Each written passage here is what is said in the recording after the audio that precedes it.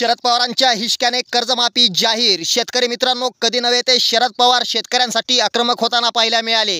राज्यातील शेतकऱ्यांच्या आत्महत्या, शेतमालाला नसलेला भाव यामुळे शेतकरी मोठ्या प्रमाणात अडचणीत सापडला आहे। यावर शरद पवार यांनी अतिशय तिखट शब्दात भाषण केलं। पाहूया नेमकं काय म्हणाले ते। शेतकऱ्यांना 2000 रुपये देता म्हणजे त्यांच्यावरती उपकार करता की काय, असा सवाल देखील शरद पवार यांनी विचारला। 18% शेतकऱ्यांवरती जीएसटी लावता, हे शेतकऱ्यांना का सांगत नाहीत, असा सवाल देखील या ठिकाणी पवारांनी विचारला।